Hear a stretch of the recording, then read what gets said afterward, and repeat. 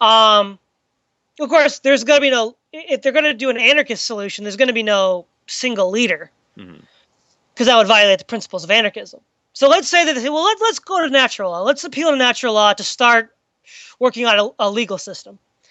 And there's a disagreement on which laws are natural law and which laws are convention. Would somebody have, if somebody were to say, well, Danilo, I think, law A is a part of natural law. He said, no, it's not a part of natural law. But he thinks it is. And maybe it really is. And you just are mistaken. Well, let's give that example first. It really is a part of natural law, and you're just mistaken in thinking it's not. Would it be illegitimate for him to impose that law on you? Well, what are you talking about? Like, what is this example of the law that they're talking about? Well, I mean, for instance, natural law would have something to say about adultery. Let's say somebody thought it was a part of natural law that adultery was bad. And somebody said, well, no, it's not a part of natural law. It could go either way, just whatever society believes is conventional. Now, the person who believes that it is a part of natural law, if you were to impose that law enforce that law on someone else who did not believe that, that would be illegitimate. Would you consider it illegitimate? The way I would deal with that particular situation, I mean, it's more like when I talk about natural law, I'm like these are my principles, right? These are the principles that I live by. Now, if I see an outright aggression, like basically, if I'm walking down the street and I see somebody getting robbed, I can choose to not get involved, right? That wouldn't make me, that wouldn't be criminal for me not to intervene, but it would be kind of idiot. Like you'd be a bad, you'd be considered an immoral person if you didn't intervene. So basically, that's basically what I'm talking about. Like, so adultery, it's like the things that I consider under natural law are clear violations of self-ownership, right? Clear violations of a person's consent. Right? So if there's no clear violation, there's no necessity to get involved at all, right? So for me, I wouldn't impose my will. No, I wouldn't impose my will on a situation that it may be considered immoral for some, like adultery. But again, if there's no clear violation of self-ownership and consent, then from my perspective, it doesn't warrant any intervention. Okay. Right. Now, I think on a business level, let's say two people create a joint company together. Like, the most famous example of a joint company is Scrooge and Marley, from The Christmas Carol. Okay. Oh, okay. That's probably the most well-known. Of course, Marley's dead by the time The Christmas Carol gets started. Okay. And let's say they incorporate two people, and then of course the one person essentially appropriates funds without consulting the other in the contract. Before you appropriated funds for business use, you had to consult the other. Now, that would be grounds that would be theft, because if you sign a contract to incorporate with someone, and when you dispose of the funds of the corporation, you have to consult each other, and you don't, then that would be considered theft, and you could legally take action against that. Right? Would that be considered, an aggression in libertarian law? Yeah, I think that theft. If you write a contract and you say you're going to do something and you I guess renege on that contract and you violate the terms, then I think it would be justifiable to take that to, I don't think it would be advisable to go to a state court. I would take it to some kind of third-party arbitration agency to deal out the appropriate restitution for that. How do you make the victim whole again? That's always. Well, let me put it this way: couldn't one argue that an adulterer is also in the same position? When you sign a marriage, when you get into a marriage, there is certain implied obligations that both parties have, right? And adultery is clearly a violation of one of those obligations. And I feel like that would be analogous to someone in a joint company appropriating funds without consulting the other person. Right. And that would seem to me to be a very similar case that could be prosecuted under libertarian law, but most libertarians wouldn't seem to see it that way. Well, again, it's up to the couple. like, or let's say the man is adulterous. It's up to the woman what she wants to do, right? Because if they did sign a contract, yeah, you're right, they would. She would have recourse maybe to go to a third party arbitration to figure out what to do about it. But I think also to take into account, it's important to consider severity. Like if somebody's getting assaulted, Sure. it's okay to restrain or to defend yourself or fight back and prevent the assaulter from doing any more damage to whatever means necessary up until killing the person, right? If you're Yeah. being assaulted, you don't know what their intentions are, right? You don't know if they want to kill you, so you have every justified reason to defend yourself by whatever means necessary, right? Theft. I mean, if they take your wallet, I mean, you don't have to kill the person, but I'm just saying you can use whatever force is necessary to get that your wallet back, right? So basically, what I'm saying is, I don't see adultery as justification to kill somebody, like, But you would, in that but you way. would see a theft of a wallet as potentially justifying killing somebody. Potentially. Potentially what? Say it again. I mean, but you would see as a recourse to prevent theft, taking a life could potentially be acceptable. I mean, it's not like as severe as, let's say, assault, rape, Sure. or attempted murder. It's, of course, clearly it's not that severe. Like if somebody hacks into your account or something and steals some money, I don't think you have the justification to go over there and kill them. But I think that there is justification to contact them and say, "What the hell? Why'd you do that?" Yeah. And let's Yeah. go to court. Like you just stole my money. So I think there's justification for that. But anything else, physical aggression, like we mentioned, assault, rape, and murder, or attempted murder, definitely justifies any kind of, or actually even threat of violence. Like if somebody has somebody has a gun to your head, you don't have to wait for them to pull the trigger for you to do something about it. Because that's a threat of violence. Yeah. Well, okay. Let me put it this way. I would say this, that not all forms of non-consensual authority are illegitimate. The classic example is a parent and the children. Children do not consent to the laws given by their parents, but no libertarian or anarchist thinks that's immoral or unjust. Well, very few do. I mean, you're not going to ask a 2-year-old to consent to the laws given down by their parents. They may be good laws, they may be bad laws. But nobody says, well, give a justification for that. Another example would be, this is a bit different, but let's say we have somebody that is mentally or physically handicapped. Mentally handicapped is probably a better case, and they have a caretaker. No one is going to say that. I mean, assuming the caretaker is exercising gross negligence, nobody is going to say, well, that's unjustified. Well, of course it's justified, because the mentally, or even the physically, I mean, even a physically handicapped person is going to need a caretaker too, and he or she may not be able to consent completely to what's going on because they're physically incapacitated. So that's a non-voluntary arrangement, especially in the case of a mentally impaired person.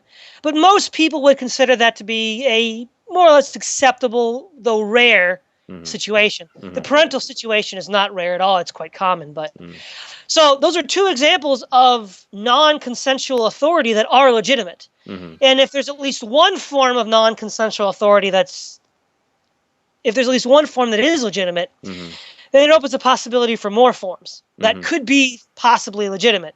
Now, as an example, if somebody's going to try to use a gun to rob me, yeah, that's an illegitimate form of non-consensual authority. We all agree on that. No questions about that. Right. So it's what I'm saying is non-consensual authority has two types of, there's justified and non-justified. Right. And we have to figure out which forms are justified and which forms are not.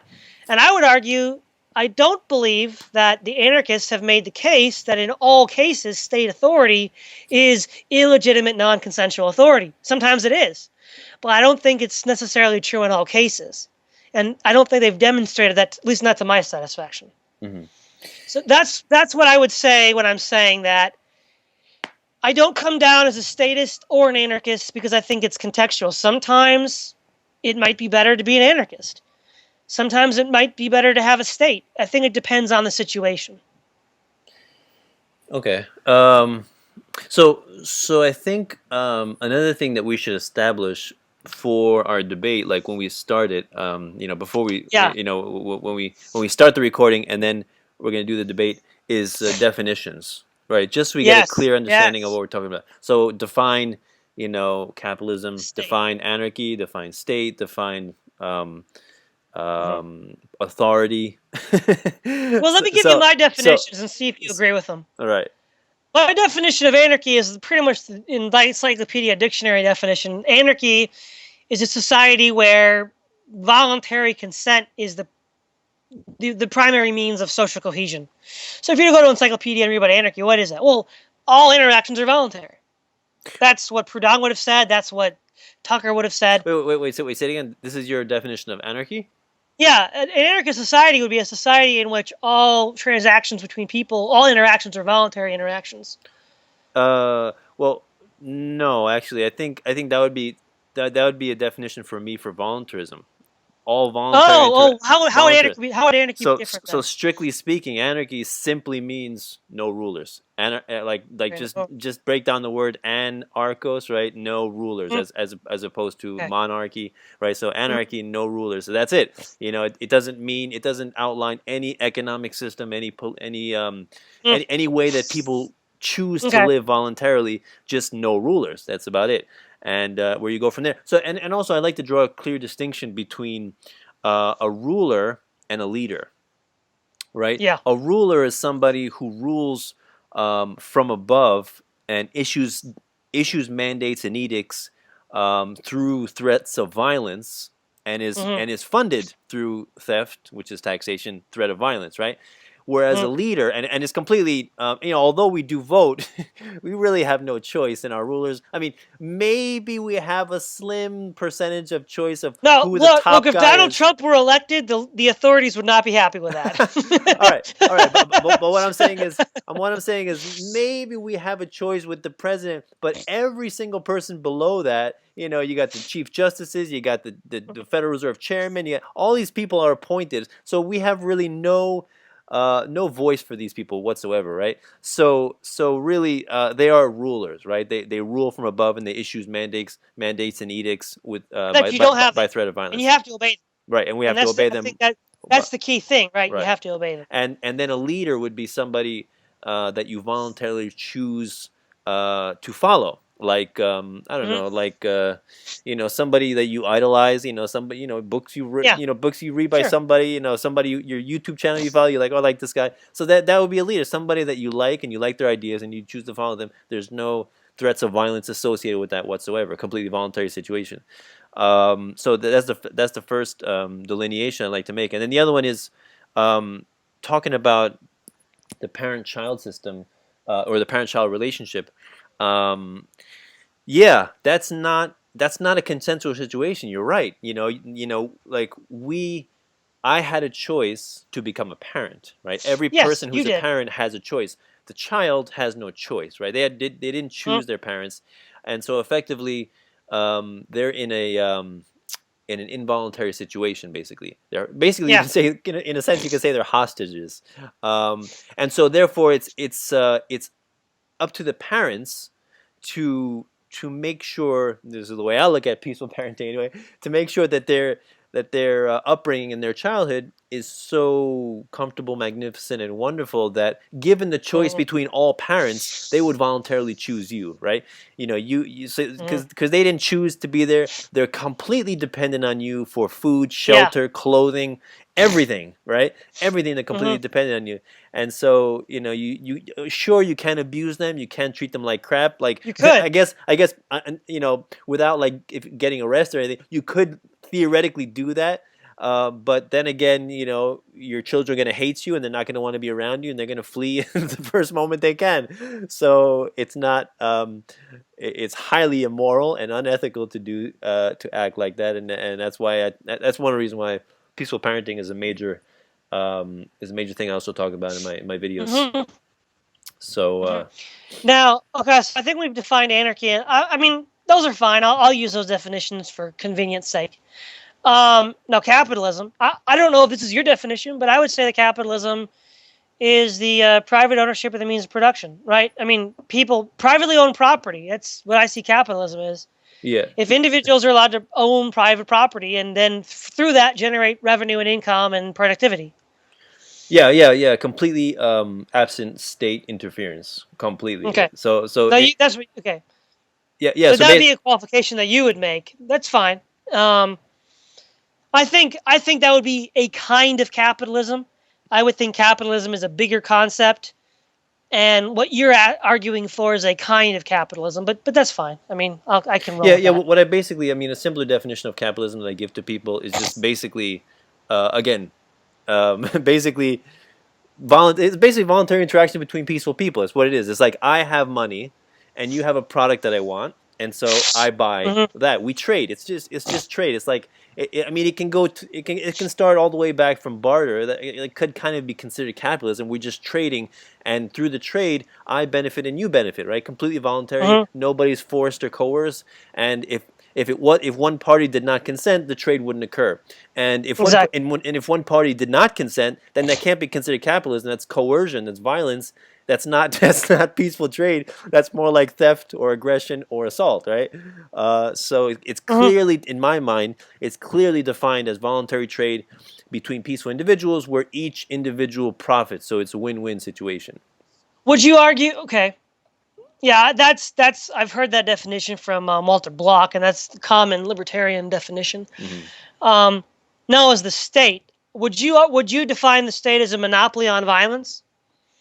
That's a common one that you hear amongst libertarians. Yeah. Well, yeah. I mean, I would expand that though. Maybe a monopoly on violence over a given geographical region, propped Hmm. up by the belief in authority and funded by the theft of taxation. Basically, Okay. that would be my complete definition for that. Okay. Now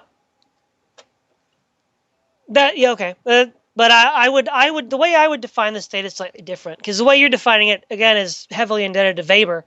Yeah, I mean, and as far as it goes, I think Weber has something good to say when he says the Who state is has a monopoly on force. who was that? Yeah, that was Weber who said that. That was back in like 1918 or something. Really? I didn't know that. Okay. Yeah, that's where the definition comes from. The state has a monopoly on force. But you see, I find that definition to be, I mean, it's adequate to a point, but I think that a better definition we get in Aristotle's Politics. Aristotle defines the state as a, well, it's going to be a little bit of a complicated definition. Aristotle says that man is a social animal. He says that men cannot live in isolation, otherwise they'd be animals or gods. They must live in community. And he says that the basis of community is the family. And he believes that the purpose of the family is to, one, produce children that can carry on you to the next generation and educate them in the ways that they should go. And now, the state, or the polis, the city state, Aristotle would define as a collection of families coming together to create a society and institutions that would allow them to educate all of their children more effectively. And you could then, that group could then match up with another group of similar size, and et cetera, et cetera. So he would define the state itself is a kind of extended surrogate family, where a classic example of what this is like is in the ancient world. You had what was called patriarchy. The Romans had the paterfamilias, where the eldest male living would be essentially the patriarch of that family and would hold the purse. And so everybody down the line to the grandkids, if he was that old, probably just the kids, and maybe the grandkids if they got married and had kids, would all be operating under his general authority, and he would be able to dispose of the collective income. I mean, presumably, and not necessarily on a whim. He'd have to consider the other concerns of the family as well, but he would have the sort of like final veto power. So let's say you had a family in, I don't know, the Rhone River Valley in France, where you create wine, and they had a bad year. And he had another family in Sicily, which was producing a lot of grain. So he said, well, you have a surplus. We'll send some of this money over to your family in France to keep them going. Now, Aristotle would say that's the basis for how the state forms. And we've seen plenty of examples in history. We can see in the Old Testament, Moses was a patriarch. We have with the Greeks, Solon and Lycurgus, who were patriarchs of their people that created Athens and Sparta. We have other historical examples. So that is a form of state formation. Not the only one, Mhm. but it is a form. And I would argue that Aristotle's definition is more accurate to what the state really is. Now, there's a kind of contractual state, theoretically, the social contract, which is the result of John Locke and Hobbes and Rousseau. I would agree with libertarians and anarchists that the social contract is a fiction. It doesn't really exist. So I would agree with him on that point. But you see, all they've done is refuted one definition of the state, the one that we have in the modern age of the social contract. But they've left completely untouched more traditional understandings of the state, which we could think of like the Greek city-states, or, another example might be ancient Israel or feudal Europe. These are not states in the Hobbesian Lockean sense at all, but they are centralized authorities, so they would be a kind of state. So I would say that yes, modern day states are more like the social contract justifications for a state, and so they're more contractual in nature theoretically. But I would prefer the older definition of a state because I think it's more accurate to what really goes on. So when I say the state, I will be using Aristotle's definition most of the time, unless I'm specifically talking about a modern state, in which I'm probably talking about some sort of social contract state. Does that make sense? Yeah, and what came to mind when you explained Aristotle, I think Plato also had a similar conception of the state, right? In his in his Republic, the Republic book, which I read like twice, I think, 2 or 3 times, way before I got into this stuff. But it's a brilliant work. It's good, yeah, but only. I mean, I really enjoyed it, but only later I really came to realize how it seems to promote like socialism type, centrally planned regimes. Well, one of the things that you need to read as well is Plato wrote a book called The Laws. Okay. And the Laws are another piece of political philosophy that Plato wrote that helps clarify what he actually believes would be a good state. Okay, so I've not read the Laws either, and I have read the Republican. Yeah, it does seem to. It's a little creepy at times, but it might not. But Plato might have changed his mind later on because he does write a book called The Laws. Okay.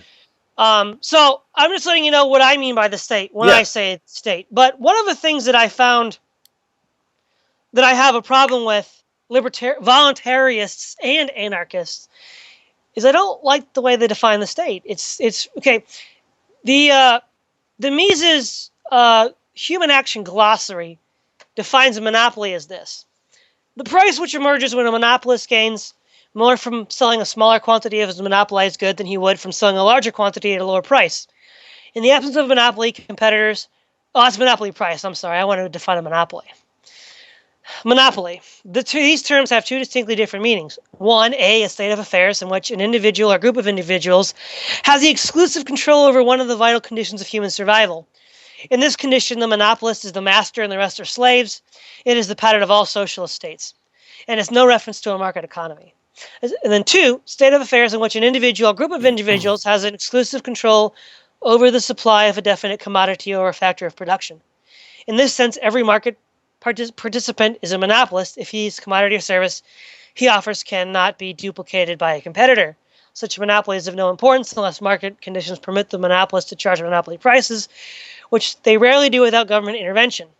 Now, those are the 2 definitions. Now, the problem is private property is a monopoly on violence. That's the definition. So a private property holder has the same definition as a state, a monopoly on the use of violence over a particular territory. And I'm like, well, wait a minute. It's the same thing. I need a better definition here. It seems to me that they haven't really defined their terms yet, because they just defined it the same way they defined a state. A violent monopoly over a space of land. And to me, that's the state. That's what you just said the state was. That's also what private property is. So is every private property holder... it's also a monopoly, too. So every private property holder is a monopolist and a statist, by that definition. Yeah, I've heard of that. I've heard of that argument that private property is a form of... violence. Well, I'm not saying it's a form of violence. Or I'm just saying it's monopoly on violence. Well, yeah, monopoly on violence. But it is. But I mean, if somebody were to move it, if someone were to move onto your territory, I've heard Walter Block say this numerous times. Right. Now he does believe in scaling violence. You don't. if you have a trespass, you don't whip out a bazooka. No, Right. no, of course Right, not. right, But what I mean is, if Walter Block will say this though, that Yeah. if the trespasser refuses after every non-violent effort Right, to leave, right. you have recourse to some violent activity to remove him, and he doesn't because it's not his property.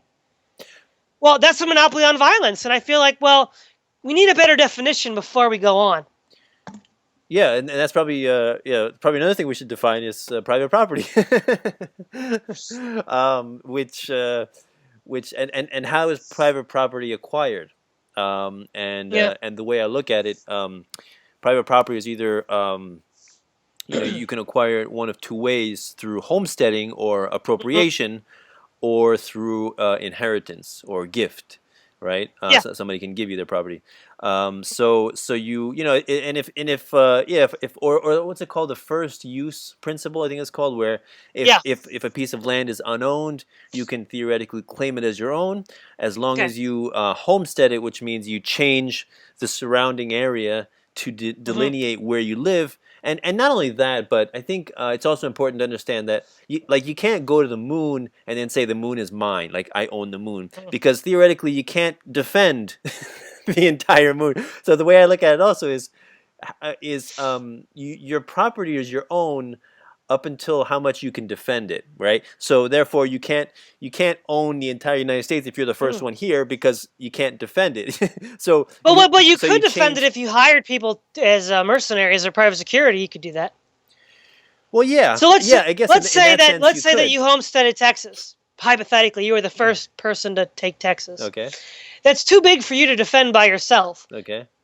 Well, okay, first of all, people that say that don't know people from Texas. They have pickup trucks, they have Wait, huge wait, wait, frames of wait. like 10. Wait, hold on, wait. Are you talking about before Texas has been populated, or now that it is populated? Well, the argument in an abstract sense is one individual isn't going to be able to defend that much property. Yeah. Well, what I'm saying is that people of the Texan mindset can defend a lot of property with their family, but Okay. even they could defend even more if they hired private security contractors. Right. So this is where you and the anarcho communists would disagree. Hmm. You both agree. You both seem to agree that you can keep what you can defend, but you would say, but what I can defend can be increased in size by hiring contractors. They would not accept that. But and I mean, as far as it goes, I'm not against contractors. So yes, you could defend actually quite a lot of land with contractors if they voluntarily agree to work for the wages you set them. Yeah, yeah. So I mean, if you're talking about an unpopulated Texas where there's nobody there, and you just Yeah. stumble upon it and you're like, "This is mine," and somehow you build some kind of fence and you outline your private property, and you alter the surroundings, and then you hire I guess your private security, and you have them patrol your private property. I have no You problem with hire Blackwater. Oh no, private security. I have no problem with that. If you can take care of it and you can defend it, I have no Yeah. problem with that. I Hmm. really support the idea of privatization of everything. Basically, if there Sure. if there was privatization of everything, of even of like Walter Block wrote a great book which I have not read. I want to read it on privatization of the oceans. Hmm. Which I think is a great idea, and, Hmm. and of course applies to the land as well. Privatization of the land, do away with all Yeah. publicly owned property, which in my view is I look at it as Gustav Molinari said that Yep. all public property is stolen, and all public property is oh no, public property is an oxymoron. Private property is a redundancy. Because all Mm. property is private. If it's not private, it's stolen, right? So, Well, then so what do you that's the think way about that's the way I the look at it. commons then? Like in the commons, like in Yeah. medieval Europe, you had commons. Would that be legitimate or illegitimate then? Because it's not private property. Well, if we're not talking about a state, right? Like Yeah. you can have a society. The way I look at it, Okay. people Okay. voluntarily choosing to live together, and they say this is the commons. Sure, I see no problem with that. But once you have a centrally planned monopoly of violence state that says we own the entire West Hmm. Coast, and they don't improve it, they don't make any appreciable changes to it, they don't Yeah. produce goods of value that people buy and cherish. And basically, I mean, most of the time, what they use this enormous public property for is like grounds for nuclear detonations, things like that, Yeah. which Yeah. arguably makes it worse. I just yeah, it doesn't improve anything. And basically, the tragedy. I don't know if you were Yeah. referring to the tragedy of the commons, but I also use that argument as well as being against why public property basically fails. Is because when Mm. there's common ownership of anything, meaning the state. I mean, not like a commune, Okay. like Okay. with a centrally planned state. Hmm. There's I mean even I guess even without a state, if I mean that's why I'm like a capitalist, right? Like I'm a voluntarist Yeah. in the sense that you can live wherever you want, but I'm just gonna say it's likely to fail, but it's not immoral for you to live there. Yeah. To That's all. try That's to do all. that. That's all Yeah. I'm saying. So Well, yeah. see, here's the problem that I get. Okay, the hypothetical. Let's go back to the moon. Nobody's living on the moon right now. Let's say you went to the moon and you said it was yours, and then Right. you hired contractors to defend it. That you actually could defend it. It would be yours. Okay. And you said, well, I don't see that different than a state making a claim to territory and defending it with troops. It seems to me very, very similar. Not I really, not really, because the fundamental incentives are different for private ownership than they are for a state, right? Because the incentive. private ownership is like if I own something, doesn't matter how big it is, if I acquired it either through purchase Hmm. or through inheritance or just through homesteading and appropriation, then I have a vested interest to take care of that. Like I don't want to own crap, right? Like if Yeah. I own something and Sure. it just disintegrates and I just destroy the area, that's not really going to benefit me. So it's really to my best interest to keep it functioning well and keep it prosperous. And so that's Yeah. why the way I look at it, privatization really ensures prosperity, right? Because everybody has a vested Oh. interest to take care of their private property. But see, here's the interesting thing. According to Hans Hoppe in Democracy, the God That Failed, monarchies are private states because they are privately run by one guy. So they would, on the one hand, like say the French Empire, Yeah, you consider that a state, right. but it's also privately owned and privately run by the French king. So, Well, and that's one of the arguments he makes in Democracy, the God That Failed. So there would be a positive incentive for the French Empire to be run well because it's privately owned by the king. Well, I agree with you there that having something run by, let's say, the federal government, which has like a new president every 4 or 8 years, and then Congress members coming in and out, and so there's nobody really that has a vested interest to keep things valuable for Going. long term, right? So their basic incentives are like spend like crazy, print like crazy, run up the debt, because all they care about is for everything not to collapse and unfold under their watch, right? They want Yeah. to kick the problem down to the next guy, right? And you're right, like in a Monarchy. monarchy, um, the incentive is to take care of it. You're right, because it's his empire, or it's Yeah. his country, and likely he'll pass it down to his own child, who probably he doesn't want to pass down crap, or an I know enormous you wouldn't, right? I mean, if you right, wouldn't, why would the or an king would? enormous debt, or you want to pass down something that's lasting to your children, right? Mhm. So in that sense, you're right. Compared to a representative democracy, a monarchy has better incentives towards private property, but of course it's not completely private. No.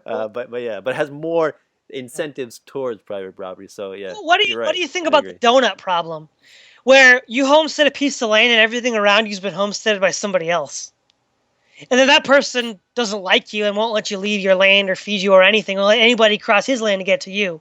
Mm. Have you heard of the donut problem? Yeah, I have heard of that. Like, So how would you deal with that then, as a voluntarist? Because he well, would be within his rights. yeah, The guy that owns the ring around you, maybe he right. didn't like you, and he won't let you leave. He won't let anybody come to you to feed you. Right. So I mean, I he could literally starve you to death, I have heard of totally, that. totally legitimately. But that just sounds wrong. Yeah, yeah. I and mean, and, and, and but according to libertarianism, there's nothing really wrong with that because right. it's totally voluntary, and they were legitimately homesteaded. Right. Yeah. And the same thing, like I've heard people say with the roads, right? If roads are privately owned, what's to stop somebody from making roads in a circle around your house, and then saying you can't come on my road, right? Um, but I mean, there's all these little hypothetical situations that we can ponder and speculate, Mm, and I think that you can really like I've heard another one like non-aggression principle, right? Don't initiate force against people if you don't want force initiated against you, right? Only defensive force is justifiable. So can you hear me? yeah, I can hear you. Sorry, Okay, I'm listening. okay, and then Larkin Rose made one argument, which is like if you could, if you had to, if you knew the world could only be saved if you had to slap one person, would you slap one person and violate their like these are like Yeah. really extraneous and really abstract hypotheticals, and it's true. I mean, you could really theoretically figure out like these ideas, a way to make this one exception. But I think that I Well, think for me, what's yeah. most important is right now. We can ponder this stuff, and it's fun to ponder.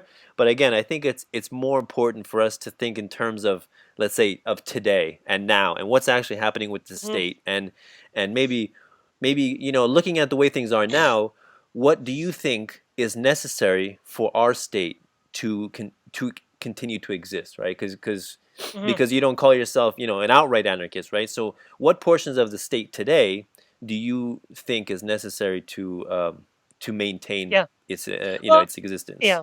I mean, I would say that what would be legitimate activity for a state would be, of course, the big three: private security internally through the police force, security externally through a military, and then the judiciary. I wouldn't necessarily limit it to that. I mean, there could be other things. Again, it's contextual. Sometimes it's a good idea, sometimes it's not. I mean, for instance, if you were living in ancient China or ancient Babylon, there was not the capital to build the irrigation networks of Mesopotamia. Mm-hmm. Only the king of Babylon could do that. Nobody had that kind of capital. Mm-hmm. And those irrigation networks fed hundreds of thousands, if not millions of people. Mm-hmm. And they survived until they were destroyed by the Mongols in the 13th century. Mm-hmm. Now, at that time, maybe later on, people could have developed capital techniques that could have allowed private individuals to build these irrigation systems. But at that point in time, no one could do it. And I think that was a very positive step for the development of Babylonia. Mm-hmm. China had the same thing. Egypt had the same thing. And also India, they had these rivers that needed to be irrigated. And really, the only people that had the capital to do it were the states. Another modern example would be Singapore. When Lee Kuan Yew developed Singapore, for instance, Singapore Airlines, he said, look, there's not enough capital. The state's going to have to put up the front capital for Singapore Airlines. But then he said that he wasn't going to subsidize them. He was just going to put up the capital. And Singapore Airlines is one of the most successful airlines in the world. Mm-hmm.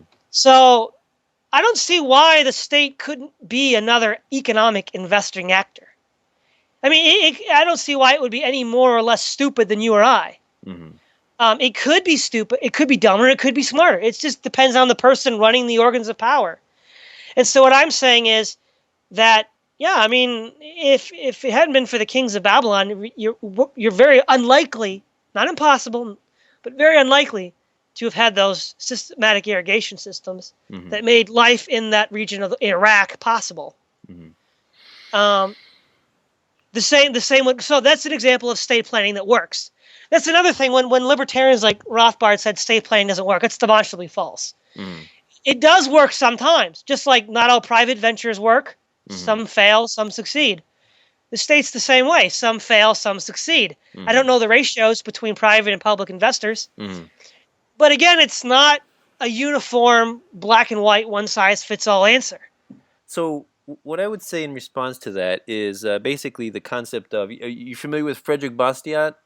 Yeah, the broken window fallacy. I think, Okay. is that where you're going? No, the seen and the unseen. Well, yeah, I'm familiar with that too. Okay, With the so state invests, you don't know what private investor would have been able to invest instead. Right. So a lot of people make the claim like we have roads, right? We have all these buildings, we have these bridges, these Mhm. highways, we have whatever the state does that people consider good. We have USPS, we have Yeah. education. Look at all these schools. We have all this Yeah. stuff, right? And look at it. Had this one. Oh, libraries is another one. And how could you hate libraries, right? Exactly. I get that all Yeah. the time. Or even state parks. Like if the government wasn't there would be apartments everywhere. There wouldn't be any trees. There wouldn't be any bushes. Yeah. Yeah. Parks wouldn't exist. Do you hate parks? I'm like, so.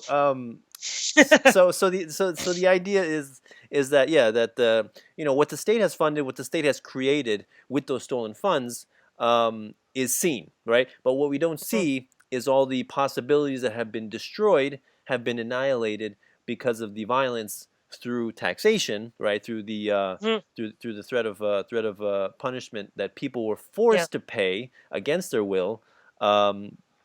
To fund those projects, right? And so we see those projects as like I guess same thing with the pyramids, right? We see all these wonderful, magnificent structures. How can you be against that? And it's not like I'm not against bridges, I'm not against highways, I'm not against Yeah. Yeah. buildings, or I'm not against pyramids, I'm not against what you said, canals or irrigation dishes. What I am Sure. against, again, back to the moral argument, I'm against coercion Yeah. and theft, right? So I oppose the state Mhm. on a moral ground primarily, right? So Yeah. Yeah. so I mean, you can, I guess I could also make the utilitarian argument that I think in that era of, I think you said ancient Babylonia, Mhm. that I think that if the state were not there, if people did not have this belief in authority, this belief in statism, and believe them legitimate and pay them those taxes, I think that, and the people were free to engage in economic exchange.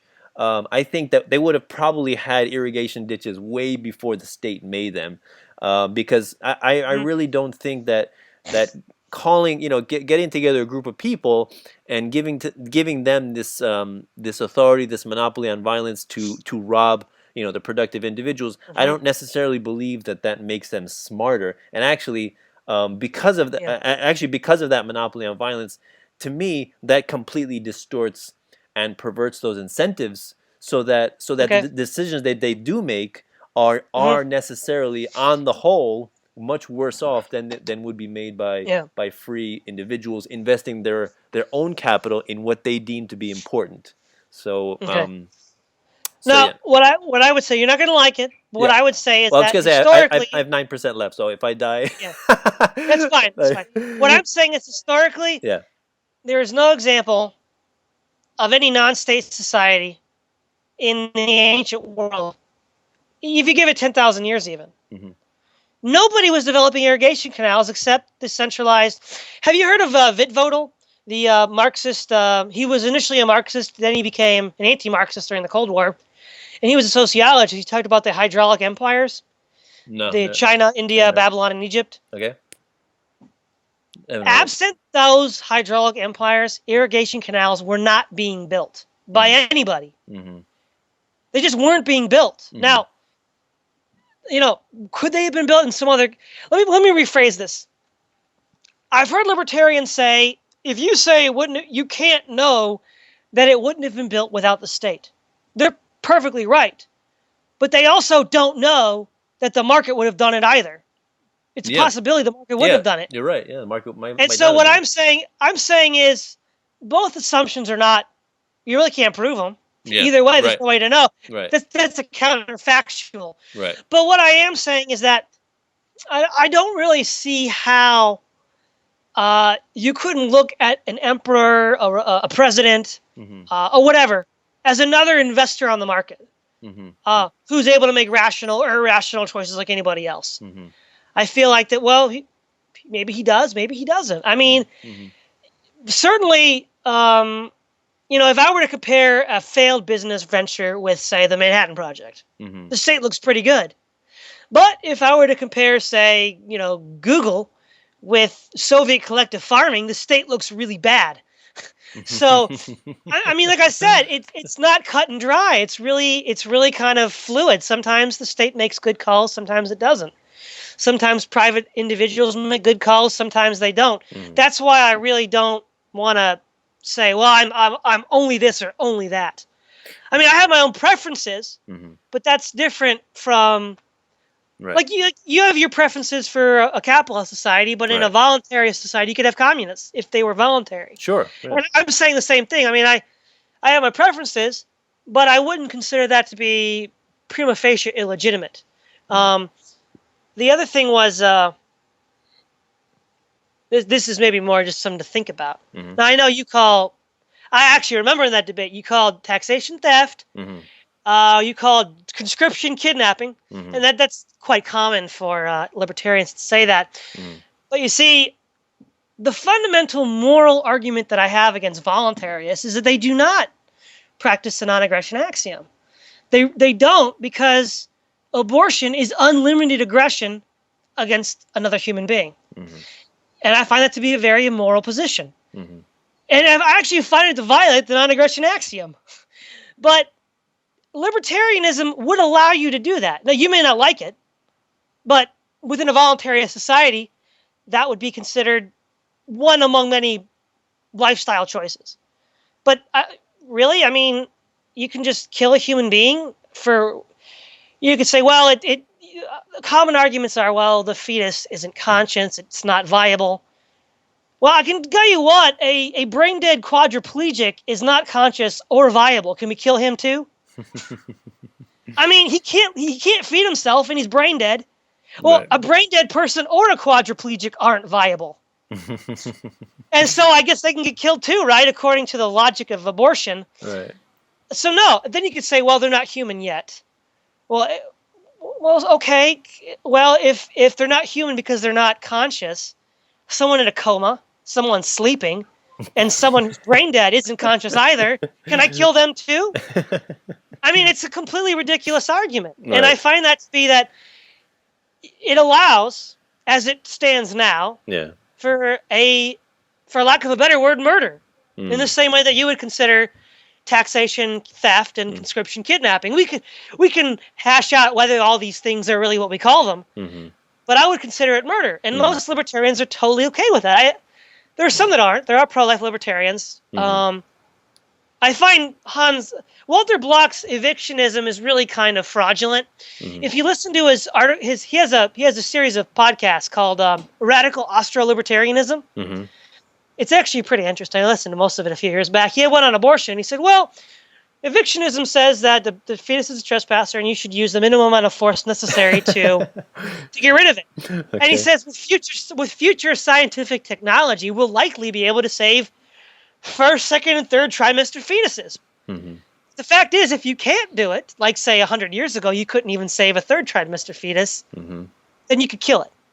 Well, that's still abortion. You haven't really found a compromise at all. It's predicated on the assumption of potential scientific development. And I guarantee you're never going to make a zygote viable outside of a woman. It's not going to happen.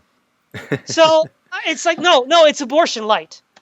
Okay. It says abortion's okay sometime, but not all the time. And it's completely arbitrary. It's based on our level of technical development, which is totally arbitrary. And I'm like, well, wait, this is terrible. And then not only that, another level of murder was in the New Liberty. Rothbard said you could let your child die of starvation.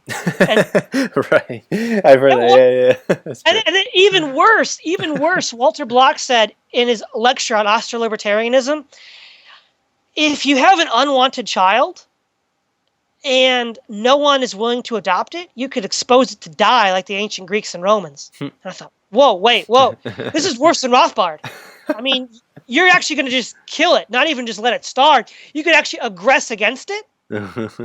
Right. Whoa, Walter, don't have kids, please. Right. And I'm like, no, that's for me the main moral argument that I have against voluntarism, because it really is involuntary in some cases. Well, I don't think that Walter Block has described himself ever as a voluntarist. I think he describes himself more as an Austrian economist or libertarian, right? But Rothbard I think is more universally recognized as a sort of authority on this. Okay. Yeah. And certainly abortion itself. Right. Most voluntarists, libertarians, anarchists, most would say that it's legitimate. And the other problem is it's totally arbitrary. What if you have a third trimester fetus 10 seconds before it exits the womb? Can you kill it? According to voluntarism, yes. 10 seconds out of the womb, can you kill it? Well, according to Walter Block, you can, but generally no. And what if it's a partial birth where its head's sticking out? Well, it's arbitrary. I mean, where do you? Right. What? It's this math, and they say, well, the fetus isn't viable. I guarantee you, a 2-year-old is not viable. If you leave a 2-year-old alone and don't feed it, clothe it, and change his diapers, it's gonna die. Yeah. I mean. Well, I'm about to die. I have 3% left. Yeah, I'll let you go. We can pick this up Tuesday night. But yeah, abortion. I don't know if you listen to my other videos, but abortion is not really something I touch on at all. I don't know. I just have no interest in talking about it. To me, it doesn't seem like it's an important issue to talk about, or that important of an issue to talk about, as much as like warfare, taxation, public education, healthcare, all that kind of stuff. More people have died from abortion than warfare, according to the United Nations, since abortion was made legal in Western countries. Really? Okay. Over 1 billion people have died since 1920. Okay. According to UN statistics, every year 40 million children are aborted, mostly in China, but also in Russia and Western Europe and the United States. Okay. So more people have died through abortion than all of the wars and all of the diseases put together in all of human history. Okay. 1 billion people have been killed in the past 90 years. Right. There's nothing even. The Black Death, the Mongol hordes, World War II are just peanuts compared to that. Right, I mean, right.